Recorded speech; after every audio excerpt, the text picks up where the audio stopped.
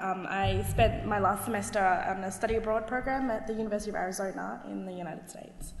So I'm going to take a bit of a different view of the ePortfolio to Blade, and I'm going to start with showing you my sort of developmental published phase of my PebblePad. So this is what my web portfolio looks like to anyone who I send it to. So as you can see, I'm a clarinet player, so that's a bit nice with the banner. I'm just going to walk you through what I have in my portfolio. So it starts with a little bit about me, and you can see that lovely picture is of me in my marching band uniform from the University of Arizona. And then the published form of my CV is next on this tab here. So basically it goes through and it says my qualifications to begin with.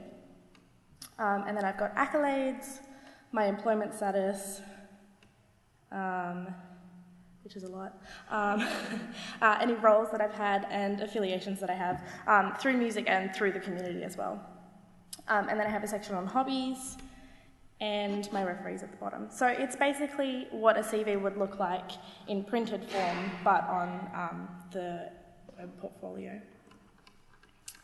After that, I have my learning biography, which, as Jennifer said, was an assessment task in second year, and it basically just says why I want to be a teacher.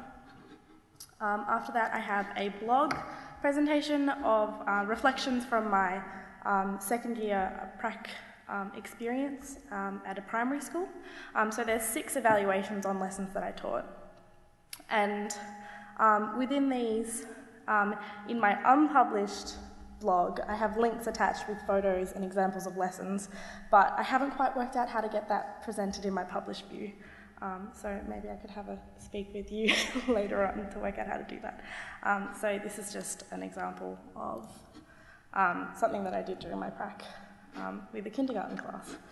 And then I don't know where that just went. It's still there. There we go.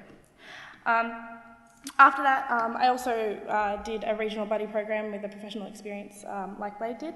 I went to Young and worked with students at the Regional Conservatorium there, so I have a reflection on that as well, which you can read while I scroll through very quickly.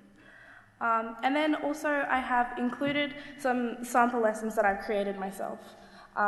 So this was a task that we did in a subject for composition and music education, and I thought it would be a good idea to include it in my portfolio as an example of what I can do as a teacher and my ideas through education. So basically what it is, it's a mixed bag arrangement of the song Skyfall and the accompanying lessons that go with it. So I've attached them, and they're not showing up there, which is great, but I'll have to fix that later. So these are sample lessons of what I would do in the classroom, so potentially showing employers what I can do. And then I just have a little explanation of what I did on my study abroad, which I'm happy to expand as well. So I sort of spent this week relearning how to do PebblePad, seeing as it's changed so much, and have just only worked out how to add photos and things like that. So I've got those photos there as examples of things that I did overseas, and then here is a link to a news report on the local sports channel in Arizona, or Tucson, of an interview that I actually did on TV. So it's just linking to the webpage that has that video. So that's another tool. So my perspective of what the web portfolio does is it provides a dynamic record of learning and achievement, and presents a CV in the language that we communicate with now.